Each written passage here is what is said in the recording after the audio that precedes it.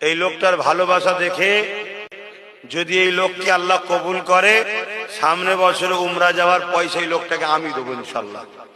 ইনি উমরা যাওয়ার নিয়ত করেছিল, গরিব মানুষ, পয়সা নেই, কিন্তু নবীর মাদ্রাসায় যাবার, নবীর দেশে যাবার মতো গোটা 20,000 টাকা হয়তো জড়ো হয়েছে।